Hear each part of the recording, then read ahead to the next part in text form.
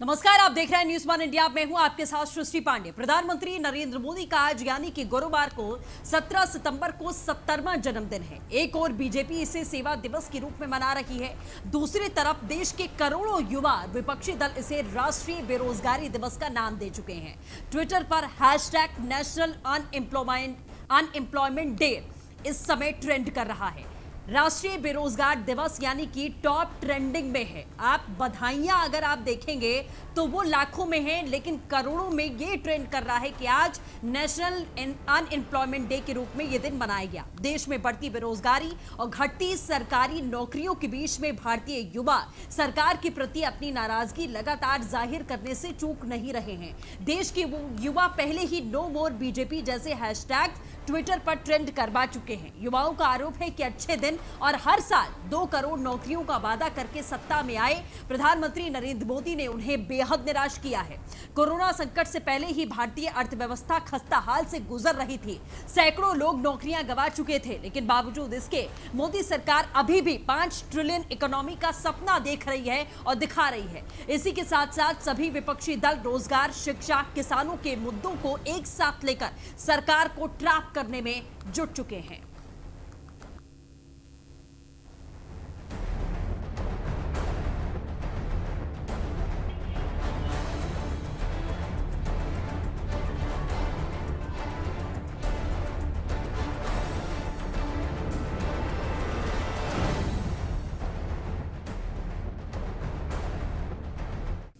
जी हाँ, तो क्या क्या पॉइंटर्स रहे हैं इस बेरोजगारी दिवस को मनाने के पीछे, वो भी हम आपको विस्तार से बताएंगे।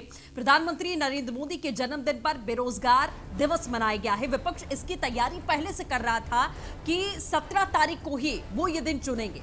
मना रहे हैं विपक्षी दल। आपको बता दें, सेवा दिवस पर भारी बेरोजगारी दिवस। जी हाँ, भारतीय जनता पार्टी जहां इस दिन को सेवा सप्ताह, सेवा दिवस के रूप में मना रही है, वहीं विपक्ष बेरोजगारी दिवस के रूप में इसे मना रहा है। देश में बढ़ती बेरोजगारी के बीच में युवाओं ने मोदी सरकार के खिलाफ मोर्चा खोला। छात्र एसएससी जैसी परीक्षाएं तय समय पर नहीं होने पर नाराज हैं।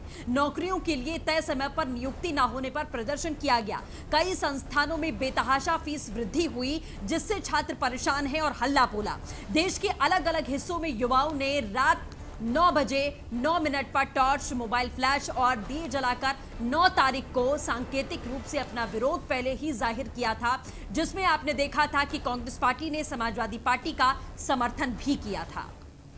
तो अब आपको 2 तस्वीरें हम दिखा रहे हैं, जिसमें समाजवादी पार्टी के साथ साथ आम आदमी पार्टी भी जोरदार तरीके से बेरोजगारी के मुद्दे पर प्रदर्शन करती हुई नजर आ रही है। जहां पर आप साफ तौर पर देख सकते हैं कि आम आदमी पार्टी के जितने भी कार्यकर्ता हैं या कॉलेज, यूनिवर्सिटी से जुड़े हुए छात्र हैं, वो अर्धनग्न अवस्था में यहां प्रदर्शन करते हुए दिखाई दिए।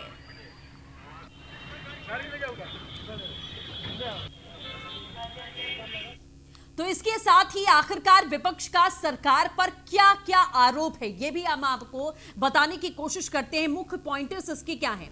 आजाद भारत में सबसे ज्यादा बेरोजगारी दर बढ़ी, ये विपक्ष की ओर से सीधे तौर पर निशाना साधा गया। भारतीय जनता पार्टी बेचो जनता पार्टी बन चुकी है। ये लगातार भारतीय जनता पार्टी के ऊपर, मुख्यमंत्री और प्रधानमंत्री के ऊपर आरोप लगते रहे। सरकार युवाओं की आवाज को बिल्कुल अनसुना कर रही है। गिरती जीडीपी और बढ़ती बेरोजगारी, रोजगार देना तो दूर, रोजगार छीनने का काम कर रही है सरकार। युवा आज राष्ट्रीय बेरोजगारी दिवस मनाने पर मजबूर हो चुका है, क्योंकि सरकार ने हमें मजबूर कर दिया है।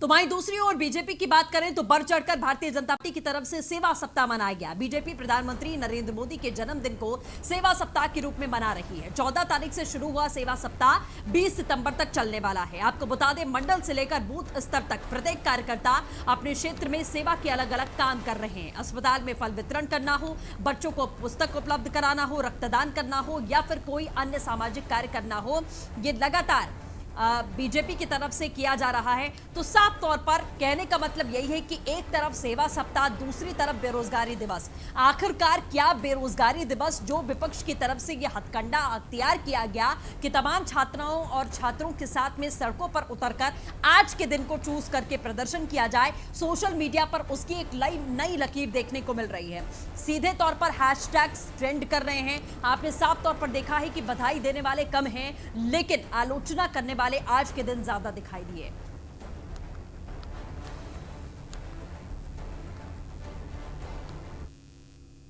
जी हाँ, एक तरफ सेवा सप्ताह, एक तरफ बेरोजगारी दिवस, कौन किस पर भारी पड़ा है इसी पर चर्चा करेंगे। तमाम खास मेहमान हमारे साथ में जुड़ेंगे। अजय वर्मा जी कांग्रेस से हमारे साथ में जुड़ चुके हैं, मनोज यादव जी नेता सपा हमारे साथ जुड़ चुके हैं, प्रेम कुमार जी वरिष्ठ पत्रकार हमारे साथ में मौजूद हैं, विवेक शर्मा लखनऊ यूनिवर्सिटी से छात्र हैं जो हमारे साथ में जुड़ चुके हैं, बीजेपी से शिवम त्यागी जी भी कुछ ही देर में हमारे साथ जुड़ेंगे। चलिए शुरुआत सबसे पहले, हालांकि छात्रों ने बहुत ज्यादा इस मुद्दे को उठाया आज विपक्षी दलों के साथ साथ, तो विवेक शर्मा हमारे साथ में जुड़े हुए हैं, लखनऊ यूनिवर्सिटी के छात्र हैं। तो छात्रों का आखिरकार क्या कुछ कहना रहा, राजनीति से थोड़ा परे हटकर क्या समस्याएं हैं, शुरुआत हम इससे करते हैं। विवेक, आपसे जानना चाहेंगे क्या मुद्दे रहे हैं लखनऊ यूनिवर्सिटी के छात्रों के, आपके साथ साथ लखनऊ में और जो छात्र प्रदर्शन कर रहे थे, क्या आपकी सबसे बड़ी समस्या है, सरकार तक पहुंचाएं। जी मैम नमस्कार। आज लखनऊ विश्वविद्यालय के गेट नंबर 1 पर छात्रों ने प्रदर्शन किया। जैसे कि पूरे प्रदेश के छात्रों की जो मांगे हैं वही हमारे लखनऊ विश्वविद्यालय की भी मांगे हैं। जिस प्रकार से सरकार एक तरफ से जहां निजीकरण को बढ़ावा दे रही है और दूसरी तरफ जहां सरकारी नौकरियों की संख्या कम कर रही है, वही हमारी भी विश्वविद्यालय के छात्रों की मांगे थी। आज जबकि प्रधानमंत्री का जन्मदिन था तो सभी छात्रों ने और विपक्षी दलों ने इसे बेरोजगारी सप्ताह दिवस के रूप में मनाया। मैम सिर्फ एक सादा सवाल है कि सरकार जहां आंकड़ों पे गुमराह किया करती है जनता को, वही आंकड़े में कुछ आज आपके सामने रखना चाहूंगा कि पिछले 45 सालों में बेरोजगारी दर सबसे ज्यादा है। आज कल में एक इंडियन एक्सप्रेस न्यूज का एक रिपोर्ट था, उसमें है कि चाइना की भी बेरोजगारी दर 4% है, लेकिन हमारी भारत की बेरोजगारी दर 4% है जी। उससे भी ज्यादा बढ़ती जा रही है भारत की बेरोजगारी दर। कोरोना काल में तो जैसा कि सर्वविदित है, बेरोजगारी दर सबसे ज्यादा बढ़ चुकी है। छात्र सबसे ज्यादा परेशान इस चीज से है मैम कि आप देखिए लगातार फीसों में बेतहाशा वृद्धि होती जा रही है, चाहे वो छात्रावास फीस हो, चाहे वो ट्यूशन फीस हो, चाहे विभिन्न विश्वविद्यालय महाविद्यालयों के द्वारा लगातार तेजी से फीस ली जा रही है। सबसे ज्यादा छात्र उससे परेशान है जी। दूसरा मैम सबसे ज्यादा छात्र के सामने एक दिक्कत ये आ रही है कि सरकार लगातार वैकेंसियां कम करती जा रही है। आपको एक आंकड़ा देता हूं तो केंद्र सरकार के द्वारा आईबीपीएस का एक आंकड़ा दे देता हूं, जो हर बार 11,000 से ज्यादा आईबीपीएस में वैकेंसी आती थी, वो इस साल मात्र 1200 वैकेंसी है। उत्तर प्रदेश के अगर आंकड़ों पर गौर किया जाए तो उत्तर प्रदेश में हर साल पीसीएस जो प्रांतीय सिविल सेवा है उसके पद 900 से ज्यादा होते थे, और जो कि इस बार मात्र 276 पद रह गए। तो आखिर छात्र करे तो क्या करे। सबसे ज्यादा परेशानी छात्रों को पारंपरिक कोर्सेज जैसे कि बीए और एमए वाले जो छात्र हैं, जो अपने एक गरीब वर्ग मध्यम वर्ग से आते हैं, आखिर वो छात्र कहाँ जाए। सरकार अगर इसी प्रकार निजीकरण को बढ़ावा देती रहेगी, अपने सार्वजनिक खर्चों में कटौती करती रहेगी, तो आखिर छात्र कहाँ जाएगा। ठीक है, बिल्कुल विवेक, आपके सवालों को जवाब देने के लिए शिवम त्यागी जी हमारे साथ जुड़ चुके हैं। हम उनसे इन तमाम सवालों का जवाब लेंगे जो छात्रों की मुख्य रूप से समस्याएं हैं। लेकिन विपक्ष ने जिस तरीके से एकजुट होकर कहीं ना कहीं कहा जा सकता है कि इस पूरे मामले को उठाया और विश्व बेरोजगारी दिवस मनाया गया, राष्ट्रीय बेरोजगारी दिवस मनाया गया आज के दिन, प्रधानमंत्री नरेंद्र मोदी के जन्मदिन के दिन। मनोज जी, शुरुआत आपसे करते हैं, आखिरकार क्या क्या मुद्दों को लेकर आप लोग सड़कों पर उतरे और आज का दिन ही क्यों चुना सर?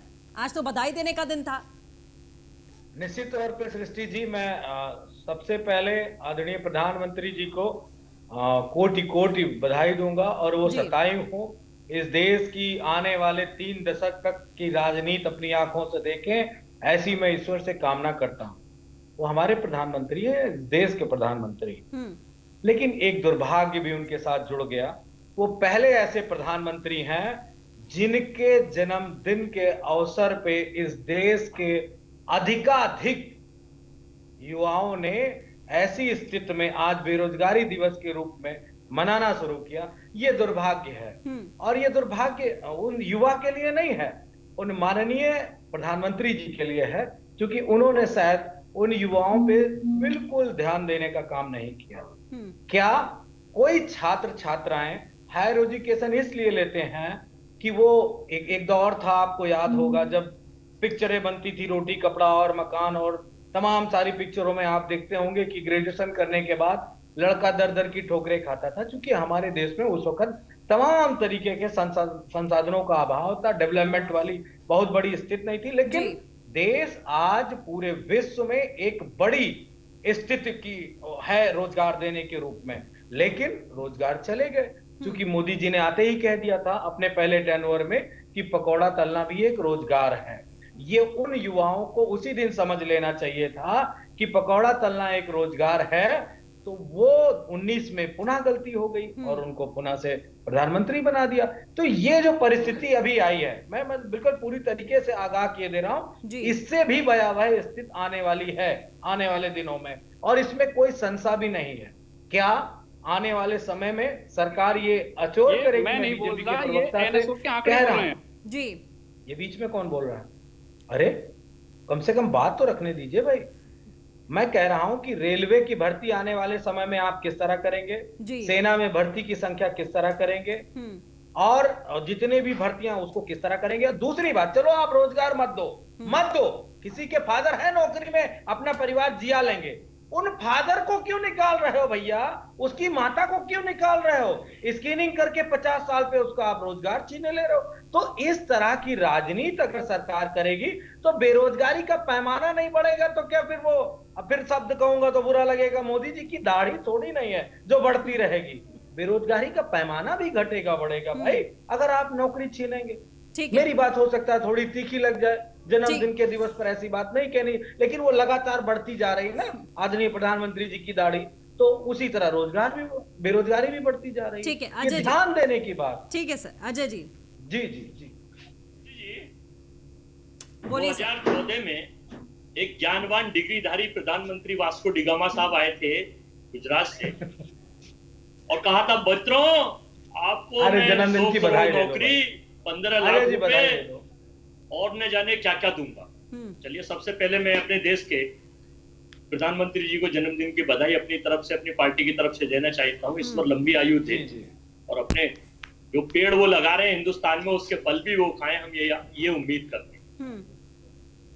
जब 2 करोड़ नौकरी नहीं मिली और देश की जीडीपी की हालत, देश की मुद्रास्फीति की दर, देश की बेरोजगारी की दर, देश की महंगाई की दर, देश में व्यापार की दर कम होती चली गई और सारी चीजें बढ़ती चली गई, तो फिर देश के ज्ञानवान प्रधानमंत्री जी ने कहा, मेरे साथियों, युवाओं, आप पागल मत बनिए, आप पकोड़े बनाइए, आप पिंचर लगाइए, पान की दुकान खोलिए, स्वयं उद्यम बनाइए और दूसरों को रोजगार दीजिए। चलिए, मान लिया जनता ने।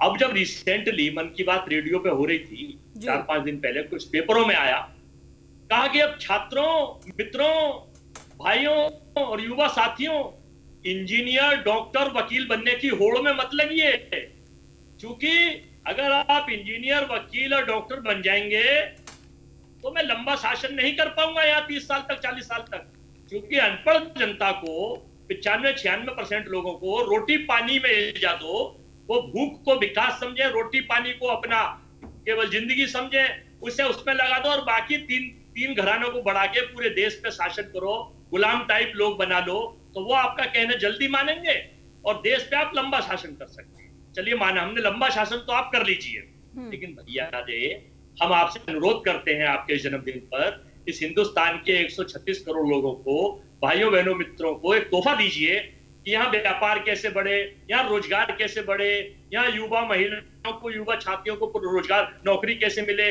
संविदा नहीं चाहिए, पूरी नौकरी चाहिए, अन्य ये कांग्रेस के लोग हिंदुस्तान में सड़कों पे लेट जाएंगे और हिंदुस्तान में खून की नदियां बहा देंगे, इसमें कोई डाउट न समझ लेना। जब युवाओं के भविष्य पर प्रहार होगा और कुठाराघात होगा, चलिए, आप व्यापारियों पे पिठाराघात कर रहे हैं, प्रहार कर रहे हैं, नौकरियों पे कर रहे हैं। अब आप हिंदुस्तान की बताइए, हर चीज निजीकरण कर रहे हैं, रेलवे स्टेशन बेच रहे हैं, फायदे वाली कंपनियां बेच रहे हैं, जहाज हवाई अड्डे बेच रहे हैं, और जो भी संस्थाएं हैं उन सबको बेच के 50 साल वालों को आप कह रहे हैं इन्हें निकालिए। तो आप क्या चाह रहे हैं? इस देश को कहां ले जाना चाहते हैं? जर्मन में भी यही हुआ था। जर्मन के हाल आप समझते हैं, 100 साल में भी हालात नहीं सुधरे हैं। तो मित्रों, मैं आपसे ये कहना चाहता हूं आपकी तरफ से कि इस भारत के भविष्य के बारे में, इस भारत के उज्जवल व्यापारियों के बारे में, इस भारत के उन 96% असंगठित कामगार लोग, जो अनस्किल्ड लोग हैं, उनके बारे में सोचिए। अगर 3-4 घरानों की, ठीक है, चलिए अजय जी, आपके सवालों का जवाब लेंगे सर। ठीक है, सवालों का जवाब लेंगे। शिवम जी आपके पास आएंगे, प्रेम कुमार जी से भी रिएक्शन ले लें, उसके बाद आप जवाब दीजिएगा। प्रेम जी। देखिए सृष्टि जी, अब तक ये कहा जाता रहा था कि 70 साल में जो नहीं हुआ वो अब हो रहा है। आज इसका मतलब बदलता हुआ दिखा कि 70 साल में जिस तरह का जन्मदिन प्रधानमंत्री जी ने नहीं मनाया होगा, वो आज बेरोजगार दिवस के रूप में बेरोजगारों ने उनको मना करके दिखाया। 70 साल में जो नहीं हुआ वो आज हुआ। ये जो ट्रेंड दिख रहा है ट्विटर्स पर, हमने देखा है, जो जन्मदिन वाला भी ट्विटर पर ट्रेंड किया है और बेरोजगार के युवकों का भी ट्रेंड हुआ है अलग अलग हैशटैग से। सबका मैंने समअप देखा है। एक तरफ करोड़ों लोग हैं, मिलियंस में है जो बेरोजगारी पर अपनी राय रख रहे हैं, दूसरी तरफ शुभकामना देने वालों की संख्या 10 भाग भी नहीं है। यह स्थिति बताती है कि कितना गुस्सा है लोगों में, और यह गुस्सा एक दिन की बात नहीं है। देखिए, लंबे समय से जीडीपी गिर रही है, लेकिन तब कहा जाता था कि जीडीपी क्या है, ये बड़े लोगों की बात है, लेकिन अब क्या है, अब आम जनता पर उसका सीधा असर आ गया है। अब बेरोजगारी के रूप में आ गया है। जो बताया गया कि 50 साल के बाद आप नौकरी मत करिए, रिटायरमेंट ले लीजिए, और उसके बाद संविदा पर नौकरी कीजिए। एक तो नौकरी लेट से मिलेगी, 5 साल संविदा पर कीजिए, फिर बेरोजगार हो जाएंगे। यानी 15 साल से 16 साल जो जवानी का है वो दे दीजिए, काम कीजिए, और उसके बाद आप बुढ़ापा भी आपके हाथ में नहीं है और बचपन से भी आप डिपेंडेंट हैं। ये जो स्थिति पैदा हुई है ये बहुत चिंताजनक स्थिति है, और ये एक सरकार की नहीं, पार्टी तो आती जाती रहती है, लेकिन सरकार की नीति जो है वो आने वाले समय में ऐसी स्थिति अगर पैदा करेगी कि सार्वजनिक उद्योग बंद होते चले जाएंगे, सरकारी नौकरियां घटती चली जाएंगी, और नौकरियों के नाम पर एक नौकरी करके भी पेट नहीं भरेगा। घर का अगर 4 आदमी है तो चारों नौकरी करे तब जाके परिवार का पेट भरेगा। ऐसी नौकरी का मतलब ये होने जा रहा है। ये बहुत भयावह तस्वीर है, ये चिंता का विषय है, और इसी वजह से ये जनता ने आक्रोश व्यक्त किया है। ठीक है शिवम जी, आज का दिन क्या वाकई में निराशाजनक रहा है? क्योंकि जिस तरीके से छात्र भी हमारे साथ में यहाँ जुड़े हैं राजनीतिक दलों के साथ साथ कि 45 सालों में इससे ज्यादा बेरोजगारी कभी नहीं आई, और आज के दिन बेरोजगारी दिवस के रूप में मनाया गया। शायद ही इतिहास में कभी ऐसा हुआ होगा कि किसी भी प्रधानमंत्री का जन्मदिन इस तरीके से मनाया गया हो। विपक्षी दलों के साथ साथ तमाम छात्र संगठन आज जुड़े रहे और तमाम हैशटैग्स ट्रेंड कर रहे हैं कि सबसे ज्यादा बेरोजगारी इसी सरकार ने दी और प्रधानमंत्री से हम कहीं ना कहीं निराश हैं। आज क्या कहेंगे आप सर? देखिए, सबसे पहले तो मैं ये कहूंगा कि 20 मिनट नॉन स्टॉप मैंने सभी को सुना, और आपको मेरा शायद स्पीकर भी कम करने की, आवाज भी कम करने की जरूरत नहीं पड़ी। तो आशा करता हूं जब इन चारों लोगों को मैं बोलूंगा तो ये सुने शांति से, इनको आनंद आएगा। पहली चीज, जहां तक बात ट्विटर पर ट्रेंड करने की है, मैं कहता हूं विपक्ष को और इस देश की जनता जो किसी से खुश नहीं है उनको पूरा अधिकार है ट्विटर पर ट्रेंड करने का। जहां तक मुझसे पहले लोगों ने कहा कि हाँ कि इतिहास बना है, इतिहास में पहली बार ऐसा हुआ है कि एक प्रधानमंत्री के जन्मदिन के दिवस पर उसको बेरोजगारी दिवस के रूप में ट्रेंड किया गया। मैंने तो कभी नहीं कहा 19 नवंबर 1917 को जब इंदिरा जी पैदा हुई थी तो उस दिवस को जो है लोकतंत्र हत्या दिवस कह दूं या फिर इमरजेंसी दिवस कह दूं। 20 अगस्त 1944 को जब राजीव जी पैदा हुए तो मैंने तो नहीं कहा कि सामूहिक हत्यारा दिवस, उस पर भी नाम रख दूं या ट्रेंड कर दूं, या उसके लिए कभी बैठे हो इस देश में। नहीं बैठे, क्योंकि मेरी राजनीतिक सुचारिता, मेरी पार्टी की राजनीतिक सुचारिता नहीं कहती। मैंने कभी नहीं कहा कि जब राम सेवकों पर इनके नेताजी ने गोली चलवाई थी तो उसको भी बाबर दिवस के तौर पर मनाओ। मैंने कभी नहीं मनाया। मैं मानता हूं बेरोजगारी है, और यहां पर बैठे हुए चारों के चारों प्रबुद्ध ज्ञानियों से यह पूछना चाहता हूं कि 45 साल छोड़िए, 400 सालों में भी पूरी दुनिया में क्या कोई एक ऐसी कोरोना जैसी परेशानी आई है? हां या ना? इनको भी पता है नहीं आई है। दूसरी चीज, जहां तक बात है कि तमाम तरह की बातें की गई, मेरे समाजवादी के नेताजी ने कहा कि ये कोई मोदी जी की दाढ़ी नहीं है जो बढ़ती जा रही है, और ये तमाम तरह के आक्षेप किए। मैं आपसे सिर्फ इतना कहना चाहता हूं, अगर आप अपने समय में चले जाएं और तमाम तरह को देखें, देखिए हर किसी को अधिकार है क्रिटिसाइज करने का, इसमें कोई दो राय नहीं है। लेकिन आप जो बार बार कहते हैं कि 2019 में फिर से गलती हो गई, आप चिंता मत करिए, 2022 भी बहुत करीब है, आपको आईना दिखाया जाएगा। 2019 में भी आप बहुत सारे प्रोग्राम लेकर गए थे ना बुआ के साथ, तब भी कहते थे तमाम तरह की चीजें हैं, जनता आपको जवाब देगी, बेफिक्र रहिए। किस तरह से तमाचा 2019 में दिया था, 22 में उससे बड़े के लिए तैयार रहिए। और बार बार मेरा जो सबसे बड़ा डिसअपॉइंटमेंट है वो ये कि यहां पर 4 नेता बैठकर जो जनता को कहते हैं कि फिर से बेवकूफ बन गई, कृपया करके इस तरह के शब्दों का इस्तेमाल ना करें। जनता आपके सामने है, अच्छी तरह से जानती है। इसके बाद अगर हम बात करें हमारे क्या कहते हैं अजय वर्मा जी की, तो अजय वर्मा जी ने क्या कहा? अजय वर्मा जी बड़ी शालीनता से सिर्फ एक सवाल है, अपने बच्चों को विदेश में पढ़ाते हो, बाहर भेजते हो, और हिंदुस्तान के युवा को टीवी पर बैठकर कहते हो कि अगर ये वापस नहीं हुआ तो खून दे देंगे, जान दे देंगे, ये कर देंगे, वो कर देंगे। कभी अपने बेटे को सरकारी स्कूल में पढ़ाए हो? कभी कहा है उनसे झंडा उठाकर जान दे दो? या फिर आज इस देश के बच्चे उनको भड़काकर टीवी पर बैठकर आप ये इस देश की जनता को और इस देश के बच्चों को भड़का रहे हो और कहते हो जान दे देंगे? अपने बच्चों को पढ़ाते हो विदेश में और यहां के बच्चों को कहते हो कि जान दे देंगे। कभी उनसे भी पूछ लेते। और संवेदा की बात, पहली बात तो उसका कोई डिस्कशन हुआ नहीं है। मेरी सरकार के मंत्री ने उस चीज को बहुत अच्छे से क्लैरिफाई किया है, लेकिन फिर भी मैं क्लैरिफाई करना चाहता हूं। मैं चैलेंज के साथ कह सकता हूं इस पैनल में बैठे हुए 5 के 5 लोगों में से किसी एक का बच्चा भी सरकारी स्कूल में पढ़ता हो। वो इसलिए नहीं क्योंकि इन सबको सरकारी टीचर्स पर विश्वास नहीं। जब ये सरकार कहती है कि नहीं, उनकी एक स्किल की बात करते हैं, उनका एक बेसिक अंडरस्टैंडिंग होना चाहिए, उनकी पढ़ाई बेहतर होनी चाहिए, एटलीस्ट 5 साल उनको ट्रेनिंग हो ताकि उनकी जॉब में अपनी एफिशिएंसी रहे, तो ये कहते हैं कि हम जान दे देंगे। अपने बच्चों को कभी सरकारी स्कूल में पढ़ाया नहीं और आज इस तरह से सरकार के नौकरियों के साथ खड़े हो। मैं कहता हूं ये दो तरफा राजनीति बंद की जाए। कोई दो राय नहीं है इसमें कि बेरोजगारी नहीं है। मैं बिल्कुल मानता हूं इस बात को, 45 साल में बेरोजगारी सबसे ज्यादा निचले स्तर पर है और ये डेटा मेरी सरकार ने दिया है। लेकिन आज हालात क्या है ये भी सब आप जानते हैं।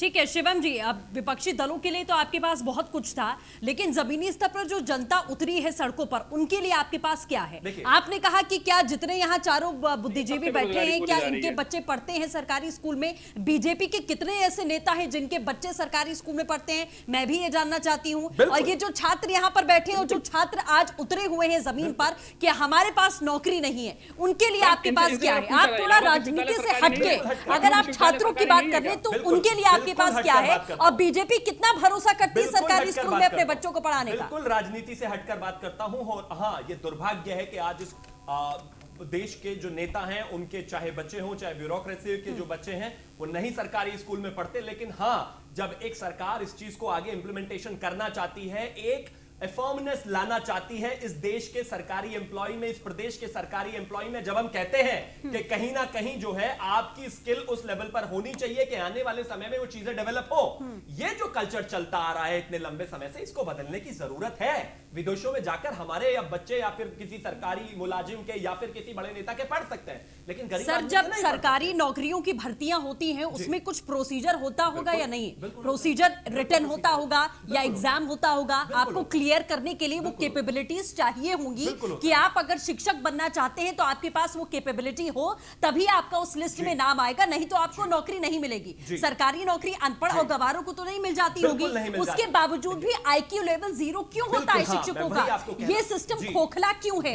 ये 5 साल संविदा जरूरी क्यों है? आप सीधा एंट्रेंस का जो रास्ता है उसको क्लियर करिए ना। बिल्कुल करेंगे। पहली चीज तो जैसा कि मैंने शुरुआत में आपने कहा कि मेरी ही प्रदेश की सरकार के मिनिस्टर ने कहा कि ऐसा कोई फॉर्मेट अभी नहीं है। हाँ। दूसरा, उसके बाद भी मैं ये क्लियर कर देना चाहता हूं कि अगर इस पर हाइपोथेटिकली भी डिस्कशन हो रहा है, हाँ। तो रिटर्न के बाद एक लाइफ में, एक नौकरी में प्रैक्टिकलिटी भी अलग चीज है। मैं जैसे कि अगर आप आज एंकर हैं, आपने एक डिग्री ली, उसके बाद आप यहां पर आए, कहीं ना कहीं ड्राई रन और तमाम तरह की चीजें चलाई जाती हैं, क्योंकि जब आप एक प्रैक्टिकल लाइफ में जिन चीजों को देखते हैं और लीड करते हैं वो बेहतर है। लेकिन बावजूद इसके मैं कहता हूं कि let's put an end to this. अभी इस पर कोई किसी तरह का डिस्कशन ही नहीं है। ठीक है, चलिए शिवम जी, और भी बहुत सारे मुद्दे उस पर चर्चा करेंगे। फिलहाल रुकेंगे एक छोटे से ब्रेक।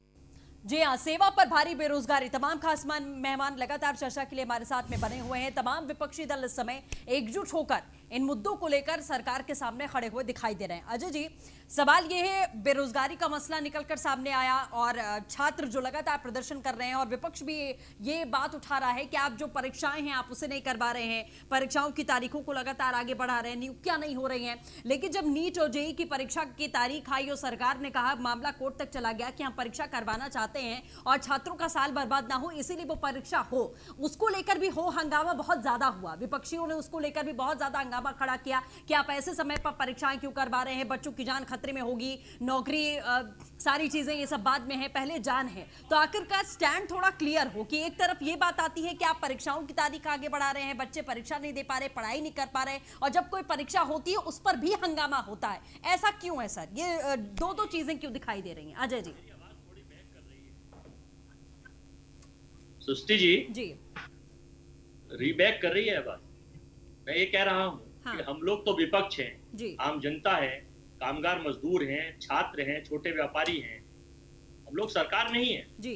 हम लोग तो हर मुद्दों पर, जब सरकार के झूठ से हिंदुस्तान के लोग आजीज आ गए, इनके वक्त, इनके वीर, इनके बयानवीर, इनके अंधभक्त, इनके भक्त, इनके नेता, इनकी आईटी टीम जो झूठ फैलाती है, वो तो छोड़ दीजिए, उसे तो माइनस कर दीजिए। बाकी सब लोग कहीं ना कहीं दुखी हैं, परेशान हैं। कामगार, माइग्रेंट लेबर अपने काम की वजह से, देखिए भारत की सबसे बड़ी पंचायत में जब ये पूछा जाता है कि कोरोना काल में कितने कामगार मजदूरों की डेथ हो गई, तो देश की सरकार का कितना शर्मनाक जवाब था इनके मंत्री का कि हमारे पास गिनती नहीं है। हाँ। इनके पास और सब चीजों की तो गिनती है, इनके पास जुमलों की गिनती है, इनके पास संविदा पे रखने की गिनती है, इनके पास झूठ की गिनती है, लेकिन इनके पास कामगार मजदूरों की जो मर गए लोग गलत नीतियों की वजह से उनकी गिनती, इनके पास बेरोजगारों की गिनती नहीं है कि 12 से 14 करोड़ नौकरियां चली गई। नीट और जेईई की जब परीक्षा हुई थी उस पर तो आपका जो स्टैंड कुछ और था, उस पर जवाब दीजिए। आप तो लेके बात को कहीं और चले गए। आप एंकर नहीं है। नहीं, एंकर तो नहीं हूं मैं सर, एंकर तो मैं बन ही नहीं सकता। ठीक है, चलिए एक एक करके बोलिए, एक एक करके बोलिए। ठीक है, मैं आऊंगी शिवम जी, मैं जवाब लूंगी मैं। अजय जी सवाल देखिए सर, अजय जी सवाल ये था, मैं पूछ रही हूँ सर, शिवम जी से जवाब बाद में लेंगे। सवाल मेरा ये था कि जब परीक्षा होती है तो भी दिक्कत है, परीक्षा नहीं होती है तो भी दिक्कत है, तो विपक्ष को भी अपना स्टैंड थोड़ा क्लियर करना चाहिए कि वो चाहते हैं कि छात्र अपना साल बर्बाद ना करें और परीक्षा में बैठें, या वो इस मामले को कोर्ट तक घसीटना चाहते हैं। जो प्रदर्शन नीट और जेईई को लेकर देखा सर हमने, उस पर सवाल मैं पूछ रही हूँ, जनता ये भी जानना चाहती है। बताना चाह रहा हूँ आपको। हाँ मैम, मैं एक बार स्पष्ट कर देना विवेक आ रही हूँ आपके पास, इसके बाद आपके पास आऊंगी। विवेक आऊंगी इसके बाद, और कुछ नहीं किया। अजय जी को बात पूरी करने दीजिए पहले। विवेक मैं आऊंगी इसकी बात, प्लीज रिक्वेस्ट है अजय जी। सृष्टि जी, जब देश के ज्ञानवान प्रधानमंत्री जी ने ये कहा कि 18 दिन में युद्ध जीता जाता है, 21 दिन में कोरोना को हम भगा देंगे, आप लोग 278 में याद दिलाना चाहता हूँ, 278 मरीज आ रही हूँ सर, आ रही हूँ 50 लाख से ज्यादा मरीज हो गए और 90,000 से ज्यादा मौत हो गई। ये तो आधिकारिक आंकड़ा है, अरे गैर आधिकारिक देखो तो कोई सीमा ही नहीं है। ये झूठ जब देश को पता चल रहा है, हर चीज में झूठ बोल रहे हैं। आप इस देश में जितने भी कुछ प्रशासनिक भरोसा किस पर करें, भरोसा क्यों करें, भरोसा कब करें, भरोसा कैसे करें, भरोसा कहाँ करें और भरोसा क्यों करें? सवाल पूछ रहा हूँ। देखिए विवेक मैं आ रही हूँ आपके पास, 2 मिनट दीजिए विवेक, मैं आ रही हूँ आपके पास। यहाँ पे सिर्फ गुमराह किया जा रहा है, छात्रों के मुद्दे उस पर कुछ बोल नहीं रहा। थोड़ी देर लॉकडाउन की बात की जा रही है, कोरोना काल की बात की रही है, प्रधानमंत्री को जन्मदिन सुन लीजिए, आप भी उसी श्रेणी में आ रहे हैं। सुन लीजिए सृष्टि जी, जब कोरोना ने हालात बिगाड़ दी हिंदुस्तान की, मौतें हो गई 90,000 से ज्यादा मरीज, आधिकारिक मरीज 50 लाख से ज्यादा। भाई बच्चों के जो छात्र कल का भविष्य है, इनके माँ बाप की आप नौकरी छीन रहे हैं, संविदा पे इन्हें रख नहीं रहे, इन्हें पकौड़ी, बुग्गी वाला, चाय वाला, पिंचर वाला बना रहे हैं, तो ये विपक्ष ये सवाल भी ना करे कि नीट की परीक्षाएं अगर आप करेंगे। नहीं सर, अभी मसला ये भी उठाना कि आप एग्जाम्स नहीं करवा रहे हैं, आप नियुक्तियां नहीं कर रहे हैं, तो जब एग्जाम्स नहीं होंगे तो नियुक्तियां होंगी कैसे सर? नियुक्तियां होंगी कैसे? अगर परीक्षाएं नहीं होंगी तो नियुक्तियां कैसे होंगी? तो ये आप ये कहना कि मोदी जी झूठ बोलते हैं, बीजेपी झूठ बोलती है, उन्होंने कहा 21 दिन में कोरोना चला जाएगा, ऐसा तो सर हो ही नहीं सकता। ये खुद बीजेपी भी जानती है कि 21 दिन में कोई जादू नहीं हुआ कि कोरोना चला जाएगा, और ना गया, और बढ़ता ही जा रहा है आंकड़ा। तो परीक्षाओं को लेकर स्टैंड क्लियर मैं जानना चाहती थी बस। मैं आऊंगी शिवम जी इसकी बात, लेकिन विवेक कुछ कहना चाह रहे हैं, छात्र हैं इसीलिए जानना जरूरी है कि विवेक की मंशा क्या है। विवेक बताइए। जी मैम, मेरा एक स्पष्ट स्टैंड है कि सत्ता पक्ष ने छात्रों का शोषण किया है। आज भारतीय जनता पार्टी सत्ता में है, उत्तर प्रदेश में सत्ता में है और केंद्र में सत्ता में है। लेकिन जब कांग्रेस सत्ता में थी केंद्र में, तो उसने छात्रों के लिए क्या किया? जब समाजवादी पार्टी सत्ता में थी तो उसने क्या किया? भर्तियां निकली, योगी सरकार में भर्तियां, उसके बाद उनकी परीक्षा होती है। कांग्रेस जब सत्ता में थी तो उसने क्या किया? बताइए मुझे, कितने केंद्र विश्वविद्यालय स्थापित करा दिए थे? मैं आपको कांग्रेस के टाइम के आंकड़े देता हूँ। 2011 के टाइम में, इनके टाइम में जनगणना हुई थी, उस टाइम 472.5 मिलियन लोग कृषि में संलग्न थे, और इनकी सरकार जाते जाते 2014 तक 457.2 मिलियन घट गई। क्या इनको आभास नहीं हो रहा था कि कृषि में लोग घट रहे हैं? आप बताइए मुझे। आज ये कह रहे हैं कि लहूलुहान कर दिया जाएगा। बताइए सर, उदारीकरण हुआ था, मनमोहन सिंह वित्त मंत्री थे, IMF की शर्तें किसने मानी थी? तब तो भारतीय जनता पार्टी नहीं थी। IMF का कर्ज किसने लिया था? किसने कहा था कि गवर्नमेंट एक्सपेंडिचर कम किया जाएगा? छात्र तो सभी से जिम्मेदार प्रताड़ित हैं आप ही हैं उसके लिए, देखिए पूरा जिम्मेदार आप ही हैं उसके लिए। सुन लीजिए, इससे मुकरिए मत आप। टाइम में रोजगार की इतनी बुरी हाल नहीं थी, रिसेशन पूरे संसार में आया था, लेकिन हिंदुस्तान पर उसका कोई असर नहीं पड़ा था। नौकरियों का इतना मार नहीं थी। बेरोजगारी की दर उठा के ले लीजिए, मुद्रास्फीति की दर उठा के ले लीजिए, जीडीपी ले लीजिए। मेरे भाई छात्र हो, भविष्य हो, ये सारे आंकड़े पढ़िए, आंकड़े आप गूगल पे डाल के बिल्कुल सर, मैं आंकड़ों के साथ आया हूँ, मैं बिल्कुल आंकड़ों के साथ आया हूँ। 2013 से 2017 के बीच आप सरकार में थे, 2011 से 2014 तक आप सरकार में थे। आप ही के एनओसी का डाटा है कि 83 मिलियन नौकरी की उस वक्त जरूरत थी। आपने क्या किया बताइए? आप मुझे IMF की शर्तें मान ली कि गवर्नमेंट एक्सपेंडिचर कम किया है। आप जब मनमोहन सिंह इतने बड़े अर्थशास्त्री थे तो उन्होंने ये क्यों नहीं पूछा कि IMF अमेरिका से क्यों नहीं कहता कि आप अपना गवर्नमेंट एक्सपेंडिचर कम कीजिए? बताइए, भारत से तो कह देता है अपना गवर्नमेंट एक्सपेंडिचर कम कीजिए। युवाओं को रोजगार देना चाहते थे और हमने दिया। हमने कितना दिया? आपके पास कोई आंकड़ा है? बताइए आपने कितना रोजगार दिया है? नहीं करा। ठीक है, चलिए अजय जी, विवेक, आप दोनों की बात वापस आएंगे। मनोज जी बने हमारे साथ लगातार। मनोज जी, छात्र उत्तर प्रदेश के छात्र हैं, ये लखनऊ यूनिवर्सिटी के छात्र जो आज सड़कों पर उतरे हैं आपके साथ, वो ये सवाल पूछ रहे हैं कि समाजवादी पार्टी सरकार में थी, उसने क्या किया? बीजेपी शोषण कर रही है तो पहले की सरकारों ने हमें पोषित करके नहीं भेजा था। मनोज जी देखिए, एक नया चलन डिबेट का शुरू हुआ है सृष्टि जी, और ये इस देश के लिए बड़ा दुर्भाग्य है। दुर्भाग्य क्या है? जो सरकार पिछले 6 साल से नहीं है, हाँ। जो 5 साल से नहीं है, जो 10 साल से नहीं है, सवाल उन पे जाके खत्म हो जाता है। सर मैंने थोड़े पूछा ये सवाल, मैंने थोड़े पूछा ये सवाल। विवेक जी आपसे सवाल पूछ रहे हैं, विवेक जी आपसे सवाल पूछ रहे हैं। शिवम जाति तो बैठे जवाब देने के लिए, इनको तो देना पड़ेगा, नहीं तो जनता 2022 में इनको जवाब दे देगी। मुझे जवाब देने की जरूरत नहीं है, 2022 में जनता इनको जवाब दे देगी, जनता बैठी है। अब ये छात्र अगर आपसे सवाल कर रहे हैं कि भाई समाजवादी पार्टी ने और कांग्रेस ने हमारे लिए क्या किया, तो मैं वो सवाल आपसे नहीं पूछूं सर, ये भी तो जनता है, आप इनसे ही तो वादा कर रहे हैं।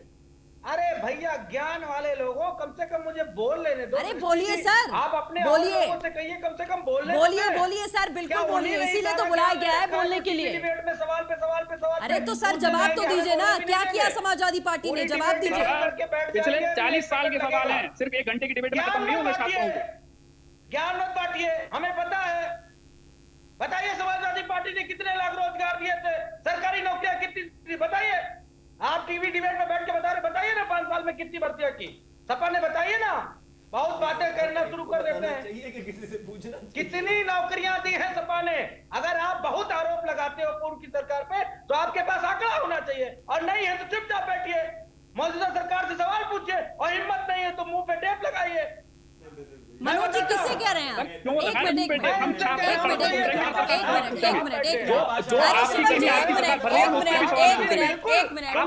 मनोज जी किससे सवाल कर रहे हैं आप? आप ये किससे सवाल कर रहे हैं? आप किसे कह रहे हैं मुंह पर टेप लगाने के लिए? छात्र बैठे हैं। नहीं, आप किसे कह रहे हैं मुंह पर टेप लगाने के लिए? किसे बोल रहे हैं सर आप मुंह पर टेप लगाने के लिए? आप किसे कह रहे हैं कि आपकी हिम्मत नहीं है, आप मुंह पर टेप लगाइए? सुनना ही नहीं चाहते। अरे तो किसे बोल रहे हैं सर आप? मैं पूछ रही हूँ ना, आपसे एक सवाल हजम नहीं हुआ, आपसे एक सवाल उल्टा पूछा गया तो आप बौखला गए पूरी तरीके से। आप मुझे कह रहे हैं मुंह पर टेप लगाकर बैठने के लिए, आप मुझे कह रहे हैं मुंह पर टेप लगाकर बैठने के लिए। जवाबदेही हमारी है, हम कह रहे हैं। अरे आपसे छात्र सवाल पूछ रहा है तो आप सवाल का जवाब नहीं देंगे? सड़कों पर आप लौट जाते हैं जाकर, आप सड़कों पर लौट जाते हैं जाकर। विवेक शर्मा यहाँ बैठे, ये आपसे सवाल पूछ रहे हैं, ये आपसे सवाल पूछ रहे हैं मनोज जी। विवेक शर्मा है लखनऊ विश्वविद्यालय से, ये आपसे सवाल पूछ रहे हैं, तो मैं वो सवाल ना पूछूं आपसे? आप मुझे कह रहे हैं कि आप मुंह पर टेप लगाकर बैठ जाइए, मैं क्यों टेप लगाकर बैठ जाऊं? एक सवाल आप पर दागा गया तो आप हजम नहीं कर पाए। जितने बैठे हैं यहाँ पर, बीजेपी हो, कांग्रेस हो, समाजवादी पार्टी हो, सभी ने यही काम किया है सर, सभी ने यही काम किया है। आप सवालों को सुनते नहीं है, बौखलाहट आपकी तुरंत आ जाती है। वर्तमान सरकार आपकी करने का भुगत रही है। बेशर्मी और राजनीति मत करिए छात्रों नौजवानों के लिए। राजनीति आप कर रहे हैं, आप मुंह पे टेप लगा के राजनीति आप करवा रहे हैं। कोई बोलेगा तो आप उसका मुंह चुप कराएंगे। तो आपको नहीं अच्छा लग रहा है कि छात्र सड़क पे उतरे? आपको नहीं पसंद है क्या इस बात को? बताइए ना। हाँ, तो छात्र आपसे भी तो जवाब मांग रहा है। उतरे तो हम आपके टाइम में भी थे, जब भर्तियां हाईकोर्ट तक जा रही थी। भूल गए क्या आप अपना जमाना? आज सरकार नहीं है आपकी, लेकिन आप अपना जमाना मत भूलिए। ऐसा है, देखिए एक बात बताएं, पहली बार टीवी डिबेट में बैठे हो क्या? पता नहीं भाई, आप पहली बार टीवी डिबेट में बैठे हैं, मैं ही बैठा क्या कैमरे से? आप पहली बार टीवी डिबेट में बैठे हैं, मुझे लग रहा है। समाजवादी के बाहुबली भैया गोली मार दोगे क्या कि पहली बार डिबेट में बैठे हो? पता पूछना है। सब रॉन्ग है। मनोज यादव, पता अरे किसी की पूछना है बात क्या? सुनो गोली क्या? लगवाओगे?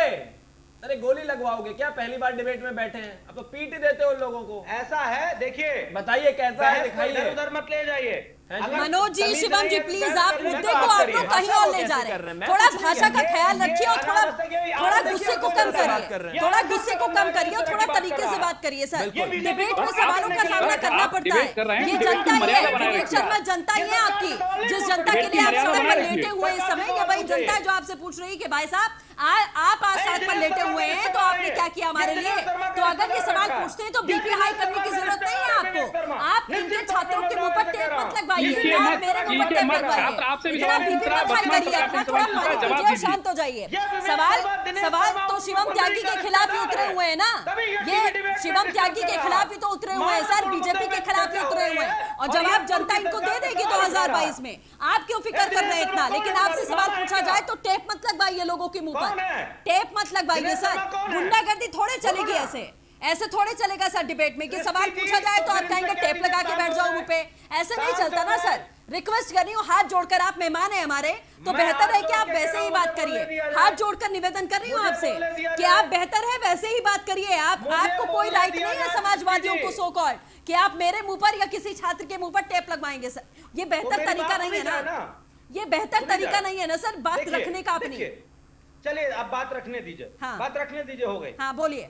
मैं कह रहा हूं नोएडा में 45 लोग कोरोना से मरते हैं और 150 से ज्यादा मौतें बेरोजगारी में आत्महत्या की आती हैं। ये चिंता का विषय नहीं है क्या? और इसके लिए अगर छात्र रोड पे उतर आए तो फिर सरकार को और टीवी डिबेट में बैठे लोगों को दर्द होना चाहिए इस बात के लिए कि 165 से ज्यादा लोगों ने सुसाइड कर लिया, इसमें चर्चा नहीं होनी चाहिए क्या? और अगर ये कह रहे हैं कि समाजवादी पार्टी ने रोजगार नहीं दिया, तो हमने 5 लाख सरकारी नौकरियों की भर्ती करी है, जिसमें 2.25 लाख शिक्षा मित्र थे। इन शिक्षा मित्रों को जिनको 35,000 40,000 रुपए मिल रहा था, 10,000 पे लाके खड़ा कर दिया। क्या उनका 15 साल का अनुभव नहीं था क्या? उन्होंने उस शिक्षा को महत्वपूर्ण रूप से आगे बढ़ाने का प्रयास नहीं किया था क्या? और जब वो 35-40 हजार में पढ़ा रहे थे तब वो गुणवत्तापरक शिक्षा नहीं थी, और वही शिक्षा मित्र अगर फिर 10,000 में पढ़ा रहा है तो वो शिक्षा गुणवत्तापरक हो गई। ये कैसे आइडिया थे? सरकार से पूछ लीजिए कि सपा सरकार की ऐसी कौन सी भर्ती थी तो माननीय उच्च न्यायालय का दरवाजा ठोक के नहीं निकली थी। ठीक है शिवम जी, ठीक है, मैं आऊंगी विवेक, मनोज जी विवेक मैं आऊंगी। काफी समय निकल गया सर, काफी समय निकल गया मुद्दे से हट गए, मुद्दे से हट गए। ये टेप मत लगवाए करिए, बस ये निवेदन कर रही हूँ मैं आपसे कि किसी पर भी टेप मत लगवाए करिए। आपका मुद्दा आप बिल्कुल उठाइए, बिल्कुल उठाइए, सड़क पर लेट जाइए, सड़क पर सो जाइए, कोई फर्क नहीं पड़ता। आप बिल्कुल उठाइए, विपक्ष में आपका राइट है, लेकिन डिबेट में टेप मत लगवाए करिए। अगली बार से सर ऐसा मत करिएगा ना, अच्छा नहीं लगता सर कि आप डिबेट में बैठकर कहेंगे आप टेप लगा लीजिए, ये बेहतर नहीं होगा सर। शिवम जी जवाब बाहुबली बनेंगे। देखिए मैं सिर्फ इतना कहना चाहता हूं कि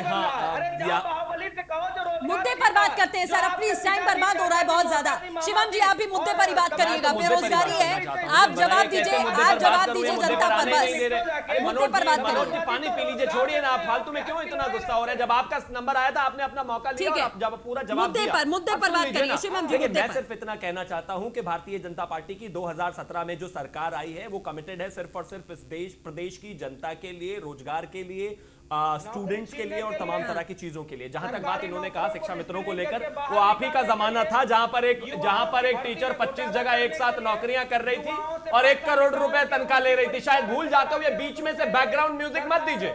मनोज यादव जी कृपया करके इतनी कर्टसी रखिए कि थोड़ा चुप हो जाए तो बेहतर रहेगा। दर्द हो रहा है क्या आपको? जब मैं बोल रहा था तो मुझे डिस्टर्ब कर दिया था, अब जब आपका नंबर आया तो तकलीफ हो गई ना, वैसे मुझे भी तकलीफ हो रही। वैसे मैं एक चीज आपको कहना चाहता हूं, राहुल गांधी पे जो वो तमगा है उसे छीनकर आपको दे देना चाहिए। कॉमेडी आप भी बहुत बेहतरीन करते हैं, खैर छोड़िए, मैं उस पर नहीं जाना चाहता। मैं सिर्फ आपसे इतना कहना चाहता हूं कि मुद्दों पर बात करें, ज्यादा बेहतर रहेगा, और एक एक करके बोले, क्योंकि मैं आपके बीच में नहीं बोल रहा था, लेकिन मैं फिर भी अपनी बात आपसे ऊंची आवाज करके पूरा कर सकता हूं, और वो ये है कि हमारा एजेंडा है इस प्रदेश में बिल्कुल जीरो टॉलरेंस, चाहे वो भ्रष्टाचार को लेकर हो, चाहे वो स्टूडेंट्स को लेकर हो, चाहे वो आत्मनिर्भरता को लेकर हो, और तमाम तरीकों को हम आगे लेकर जा रहे हैं। 2017 से 2020 में है, 2022 में जनता आपको फिर से जवाब देगी, फिर से बताएगी। तो सर जीरो टॉलरेंस थोड़ा रोजगार के लिए भी अपना लीजिए। कॉमेडियन है, कौन है? आप भाजपा के प्रवक्ता हैं, आप भाजपा के पदाधिकारी हैं, तो मैं आपसे कह रहा हूँ जीरो टॉलरेंस थोड़ा रोजगार के लिए भी तो अपना लीजिए। बिल्कुल जीरो टॉलरेंस रोजगार के लिए होगा। शर्मा जी, मैं आप ही की बात सुनने की कोशिश कर रहा था, क्योंकि पीछे से जो यादव जी का बैकग्राउंड म्यूजिक हो रहा था उसने सुनने नहीं दिया, लेकिन मैंने सुना। मैं आपको जवाब दे रहा हूं, यही जीरो टॉलरेंस पॉलिसी रोजगार को लेकर भी है। अगर आज उत्तर प्रदेश में जितनी भी चाइनीज कंपनीज में से शिफ्टिंग होकर आई है, अगर हम यहां पर अपनी चीजों को प्रोड्यूस करने की कोशिश कर रहे हैं तो वो रोजगार के लिए ही है। अगर हम बात करते हैं कि मेरे प्रदेश के मुख्यमंत्री कह रहे हैं कि खिलौनों के लिए हम वर्ल्ड लेवल फैक्ट्री का निर्माण करेंगे, तो वो जीरो टॉलरेंस यहाँ पर रोजगार के लिए ही है। अगर हम कहते हैं कि यहाँ पर आईटी हब बनना चाहिए तो वो रोजगार के लिए ही है। अगर नोएडा में सैमसंग की फैक्ट्री बनी है तो वो रोजगार के लिए ही है। मैं बिल्कुल नहीं कहता आपको कि रोजगार हमने बहुत बेहतर कर दिया, हम जरूर करेंगे, लेकिन 3 साल में आपको उसका इंटेंशन बड़ा क्लियर करके नजर आ गया होगा। हायर कर लिए जाएंगे, समझ रहे हैं ना आप? नहीं, बताइए मुझे फिर से बोलिए, मैं जवाब देता हूं कि आप लगातार बोल रहे हैं। इंडस्ट्री लग जाएगी। आप बताइए, आप बात करते हैं युवा कौशल की, उत्तर प्रदेश में किस जगह 24 घंटे बिजली मिल रही है तो इंडस्ट्री लग जाएगी? प्रदेश में किस जगह? हाँ, आप बताइए मुझे, प्रदेश में किस जगह 24 घंटे बिजली मिल रही है, आप ये कहना चाहते हैं? जी जी आप बिल्कुल। एक काम करिए, सीधा का सीधा नोएडा में आपको एड्रेस अपना अभी दे देता हूं, आ जाइए और देख लीजिए। और अगर आपको ना लगे 24 घंटे मिल रही है तो जो आप कहेंगे मैं तैयार हूं हारने के लिए। मैं आस पास में ही रहता हूं, मेरठ में भी रहता हूं, अगर कहते हो तो वहां का एड्रेस भी आपको दे देता हूं, आप आ जाइए। मैं आपसे टेप लगाने के लिए नहीं कहूंगा, मैं आपको निमंत्रण देता हूं, आ जाइए। इस सरकार में अगर सबसे ज्यादा बिजली ना मिल रही हो, 24 घंटे बिजली ना मिल रही हो, तो जो आप कहेंगे मैं तैयार हूं करने के लिए। आप भूल गए 2017 से पहले मंत्री श्रीकांत शर्मा के ट्वीट और फेसबुक खोल के देख लीजिए। बिल्कुल खोल के देखने की जरूरत नहीं है, मैं फॉलो करता हूं, देखता हूं और अपने घर में रहता हूं, उत्तर प्रदेश में ही रहता हूं और उत्तर प्रदेश में भी 2-3 जगह रहता हूं। अगर आपको इस चीज में जरा सी गलतफहमी है तो मैं आपसे हाथ जोड़कर विनती करता हूं कि आइए देखिए, आप खुद ही देख लीजिए। शिवम जी, अच्छा आपको क्या लगता है कि समस्याएं हैं ही नहीं? जैसे आप कॉन्फिडेंटली कह रहे हैं कि बिजली की समस्या आप आइए देखिए, रोजगार की समस्या, हमने फैक्ट्री लगा दी, हमने सैमसंग फैक्ट्री लगा दी, हमने खिलौना फैक्ट्री लगा दी, आपको क्या लगता है कि मतलब सब कुछ बहुत नॉर्मल है, बहुत नॉर्मल है, सब बहुत अच्छा चल रहा है, कहीं कोई गड़बड़ी नहीं है, ये लोग फिजूल में लड़ रहे हैं? बिल्कुल है, नौकरी की भी जरूरत है, उसकी कमी है। भाजपा के प्रवक्ता से एक सवाल पूछना चाह रहा हूँ, जब सरकार आई थी तो पीछे सपा सरकार में 2 घोटाले हुए थे, 15, 16, 17, बताइए कितने की जांच चल रही है, कितनी जांच निर्णय पर पहुंची है? नहीं, अच्छा ठीक है शिवम जी, मैं मान लेती हूँ, मैं मान लेती हूँ पिछली सरकारों में कुछ नहीं था, आपकी सरकार में सब हुआ। सुनिए पिछली सरकारों का रोना हम कब तक रोना पड़ेगा, कब तक रोना पड़ेगा कि पिछली सरकार ने ये नहीं किया और हम ये कर रहे हैं, और पिछली और ये बेरोजगारी जो हुई है किसकी वजह से हुई है? वो बैठे हैं ना, अरे वो बैठे हैं ना विपक्ष में, आपके सामने बैठे हैं ना, उस बारे में बात ही नहीं अरे करना चाहता।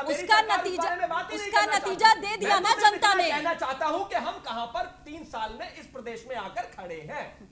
आज हकीकत बस ये है सर कि बेरोजगारी बहुत ज्यादा है। 3 साल में आप मॉरल ऑफ द स्टोरी ये है कि आज बेरोजगारी बहुत ज्यादा है, महामारी फैली हुई है। लेकिन सरकार के मदोस में इतना डूबे, लेकिन बता नहीं रहे कितनी रोजगार दी हमने। ठीक है प्रेम जी, देखिए जो कह रहे हैं पिछली सरकार और अब की सरकार, उत्तर प्रदेश में योगी सरकार में जो काम अभी हुआ है वो पिछली किसी सरकार में नहीं हुआ, और वो ये है कि आज मजदूर सारे श्रम कानून खत्म हो गए, 8 घंटे से 12 घंटा ड्यूटी हो जाए, कह दिया गया स्वैच्छिक है, लेकिन स्वैच्छिक नहीं हो, जबरदस्ती थोप दिया जाए, मजदूर श्रम न्यायालय में नहीं जा सकता, उसके अधिकार छीने जा चुके हैं। सारा अधिकार जो है कोरोना काल का सिर्फ कमजोर तबका और काम करने वाले तबके से छीने गए हैं, और सारे अधिकार ट्रांसफर कर दिए गए हैं जो पूंजीपति हैं, जो उद्योगपति हैं। ये स्थिति है तो एक तो बेरोजगारी, एक तो नौकरी बचाने का संकट। सबकी सैलरी पता कीजिए ना, किस दफ्तर में सैलरी कम नहीं हुई है, पता कीजिए ना। आप भी मीडिया में हैं, मीडिया में भी सारे जगह सैलरी कट हो गए। क्या आप श्रम कानून का दरवाजा खटखटा सकते हैं? नहीं खटखटा सकते हैं। ये हुआ है जो आज तक किसी सरकार में नहीं हुआ था। शिवम जी, मैं सिर्फ इतना कहना चाहता हूं, क्या प्रेम जी आपको लगता है कि जो कोरोना से जितनी भी ये परेशानियां पैदा हुई हैं और जो तमाम चीजें हुई हैं और कोरोना के तहत जो देश चल रहा है, क्या ये सिर्फ हिंदुस्तान में परेशानी है? अब क्या मैं ये बोलता सिर्फ उत्तर प्रदेश हूँ, में मैं परेशानी बोलता है? हूँ, आप याद कोरोना से कीजिए। पहले भी तो था। क्या ये उत्तर प्रदेश में परेशानी है? आपका जवाब मैं जवाब देता हूं। नहीं, मैं दे रहा हूं जवाब। ऐसा कहीं है क्या? अरे प्रश्न ये कर रहे हैं तो उत्तर जवाब प्रदेश में लीजिए ना। ये भारतीय जनता पार्टी अगर की लाई हुई प्रश्न कर रहे हैं तो जवाब ये लेंगे कि भारतीय नहीं जनता लेंगे? पार्टी की लाई हुई बीमारी है। अरे कहते बिल्कुल हैं है। कि भारत एकमात्र है। तो बता दीजिए फिर अमेरिका 8% माइनस में कैसे है? स्वीडन जो देश बंद नहीं हुआ वो 13% माइनस में जीडीपी कैसे है? जो देश बंद नहीं हुए, जहां लॉकडाउन नहीं हुआ, वो पीछे कैसे है? उनकी पीछे कैसे है जीडीपी? सीधा जवाब दे दीजिए मुझे। अमेरिका तो चल रहा था ना, वो 8% पीछे कैसे है? जवाब दीजिए। कमाल की बात है, जवाब नहीं देंगे। अच्छा ठीक है, अच्छा फिर स्वीडन बता दीजिए। स्वीडन तो बंद भी नहीं हुआ। चलो यूके बता दीजिए, यूके बता दीजिए, वो भी उसी के साथ हो। अरे नहीं, क्योंकि आपने अमेरिका को बर्बाद करने की बात कही ना, स्वीडन को बता दीजिए। शिवम जी, प्रेम कुमार जी, अखाड़ा मत खोलिए सर। अरे तारीख जी, प्रेम कुमार जी। आपको इनको पर जरूर लग सकता है, लेकिन दुनिया में 102 कंट्रीज ऐसी हैं जो इस समय परेशान है। ठीक है शिवम जी, प्रेम कुमार जी, शिवम जी, प्रेम कुमार जी, टाइम नहीं है मेरे पास। अजय जी आखिरी कमेंट, टाइम नहीं है मेरे पास सर। अजय जी आखिरी कमेंट। अरे सर अखाड़ा बाहर खोलिएगा प्लीज, अखाड़ा बाहर, यहाँ नहीं प्लीज, रिक्वेस्ट है मुद्दे पर। अजय जी आखिरी कमेंट। हमारा तो इस दिन, जिस दिन देश के ज्ञानवान प्रधानमंत्री का जन्मदिन है, हमारी उनसे मांग है, देश के नागरिक के नाते, विपक्ष के नाते, ये झूठ बोलना बंद करें, देश को रोजगार दें, देश को व्यापार दें, नौकरी दें, कोरोना से बचाएं, और इन्हें भगवान भी माफ नहीं करेगा। ठीक है मनोज जी आखिरी कमेंट। आंदोलन है जो सड़कों पे हमारी समाजवादी पार्टी के नौजवान लाठी खा रहे हैं, ये सिर्फ समाजवादियों को या कांग्रेस के लोगों को रोजगार देने के लिए नहीं है। हाँ। ये उनके लिए भी है जिन्होंने भाजपा का कमल का बटन दबाया है। इसलिए मैं हाथ जोड़ के अनुरोध करूंगा कि इसको राजनीतिक मुद्दा मत बनाइए, सरकार चेते और तमाम तरीके से नौजवानों को रोजगार दे।